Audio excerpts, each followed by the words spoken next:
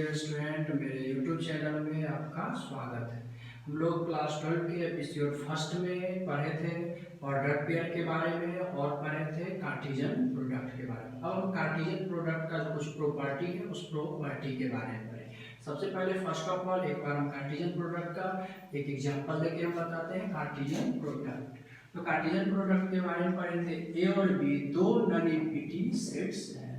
ए ये भी non empty और रिक्त और बी ये भी नॉन इम्पिटी और रिक्त। तो इससे हम जितना संभव ऑर्डर पेयर बना सके वही है ए क्रॉस बी, जितना संभव ऑर्डर पेयर। इससे ऑल ऑर्डर पेयर, पहला ऑर्डर पेयर बनेगा ए कॉमा 1, दूसरा ऑर्डर पेयर बनेगा ए कॉमा 2, तीसरा ऑर्डर पेयर बनेगा बी कॉमा 1, इसके बाद ऑर्डर पेयर बनेगा बी कॉमा 2, इसके बाद ऑर्डर पेयर बनेगा सी कॉमा 2।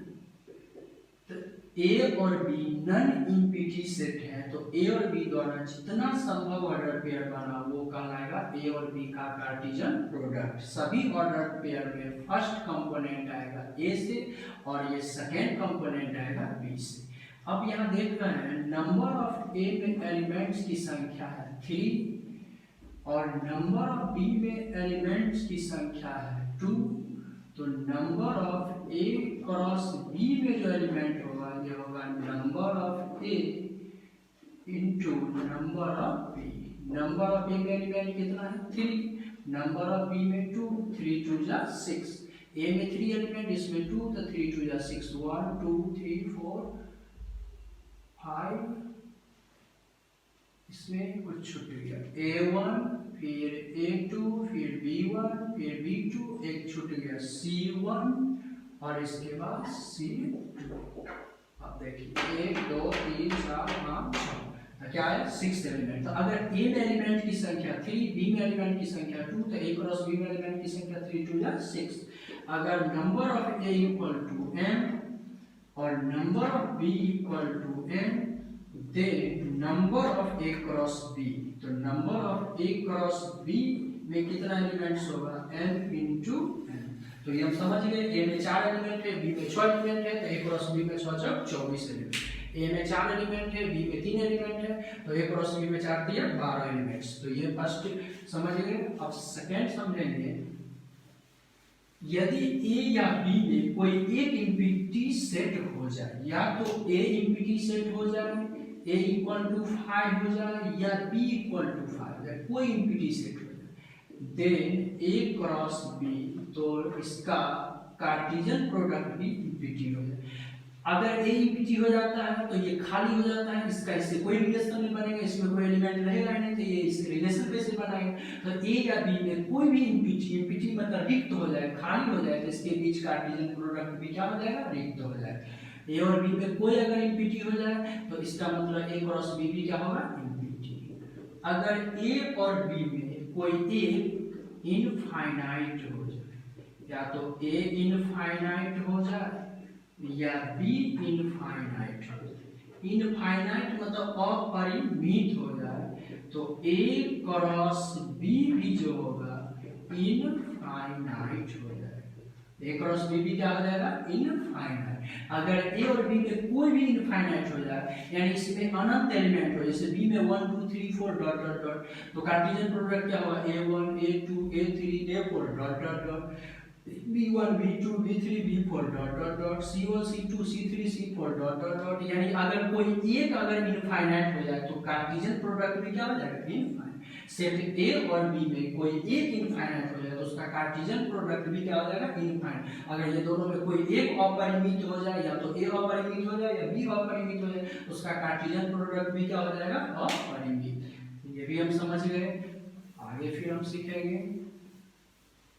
कि दो ऑर्डर पेयर इक्वल कब होंगे। जैसे दो ऑर्डर पेयर है A1 B1 equal to A2 B2, ये दोनों ऑर्डर पेयर तभी इक्वल होंगे जब फर्स्ट कंपोनेंट के equal and second component equal. तो दो ऑर्डर पेयर अगर लिया जाए तो वो इक्वल तभी होते हैं जब फर्स्ट कंपोनेंट के इक्वल और सेकेंड कंपोनेंट सेकेंड, ये first component equal second component. अगर हमको दो ऑर्डर पेयर दिया गया है इक्वल, तो हम आराम से फर्स्ट कंपोनेंट को फर्स्ट कंपोनेंट के इक्वल कर सकते हैं और सेकेंड कंपोनेंट को सेकेंड का। दो ऑर्डर पेयर अगर इक्वल दिया है तो हम क्या कर सकते हैं, फर्स्ट कंपोनेंट को फर्स्ट कंपोनेंट के इक्वल कर सकते हैं और सेकेंड कंपोनेंट को सेकेंड कंपोनेंट के इक्वल। तो दो ऑर्डर पेयर इक्वल कब होंगे, जब फर्स्ट कंपोनेंट के इक्वल होगा और सेकेंड कंपोनेंट सेकेंड कंपोनेंट के equal.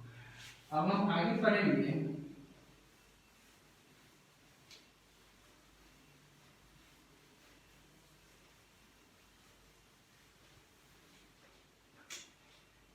A cross B cross C। अगर इसका एलिमेंट हम A मान लिए, ये एलिमेंट B और ये element C, such that A belongs to A, B belongs to B और C belongs to C, इसको कहा जाएगा ऑर्डर ट्रिपलेट्स। इसका नाम हो जाएगा ऑर्डर ट्रिपलेट्स।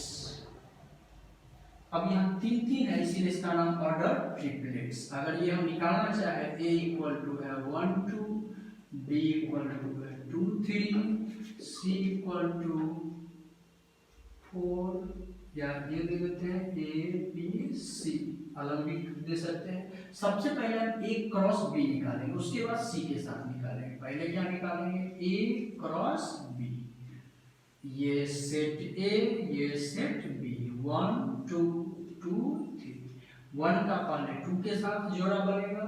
सभी ऑर्डर पे A cross B Cartesian product का मतलब जितना ऑर्डर पेयर बना सकते, 1 का 2 के साथ, और सभी order pair first component A से सेकंड कंपोनेंट B से, 1 का 2 के साथ, 1 का 3 के साथ, 2 का 2 के साथ, 2 का 3 के साथ। तो A क्रॉस B में आ जाएगा 1 2, फिर 1 3, फिर 2 2, फिर 2 3, ये बन गया। अब हमको निकालना है C के साथ, इधर आ गया A क्रॉस B और इधर हो गया C में एलिमेंट कौन है, A B C। अब हमको C के साथ निकालना है A क्रॉस B का C के साथ, तो A cross B cross C। अब इसमें हम क्या लेंगे, 1 2 A, 1 2 के साथ कौन आएगा A, फिर क्या लिखेंगे 1 2 B, फिर क्या लेंगे 1 2 C, फिर क्या आएगा 1 3 A, फिर क्या लेंगे 1 3 B, फिर आगे 1 3 C, फिर आगे 2 2 A, फिर आगे 2 2 B, फिर आगे 2 2 C, फिर आगे 2 2 C आ गया, 2 3 A 2 3 A, फिर आगे 2 3 B, फिर आगे 2 3 C। तो ये आ गया ऑर्डर ट्रिपलेट्स। तो जब A cross B cross C पूछे तो सबसे पहले निकालेंगे A क्रॉस B, और फिर A क्रॉस B जब निकालेंगे तो ये A क्रॉस B तो पूरा सेट है, लेकिन इसके अंदर जो भी है वो इसका एलिमेंट है। A क्रॉस B का फर्स्ट एलिमेंट है 1 2, 1 2 का A के साथ होगा, फिर 1 2 का B के साथ होगा, फिर 1 2 का C के साथ होगा, फिर 1 3 का A के साथ होगा, 1 3 का B के साथ होगा, फिर 1 3 का C के साथ होगा, फिर 2 2 का A के साथ होगा, फिर 2 2 का B के साथ होगा, फिर 2 2 का C के साथ होगा, फिर आगे 2 3 का A के साथ होगा, फिर 2 3 का B के साथ होगा, फिर 2 3 का C के साथ होगा। तो ये हम समझ गए। तो ये था ऑर्डर पेयर के बारे में, कार्टेशियन प्रोडक्ट के बारे में। अब हम अगले टॉपिक में अगले एपिसोड में पढ़ेंगे रिलेशंस, जो मेरा मेन टॉपिक है। अगले एपिसोड में रिलेशन पढ़ेंगे, और इस वीडियो को लाइक कीजिए, सब्सक्राइब कीजिए और दोस्तों के लिए शेयर कीजिए। तब तक के लिए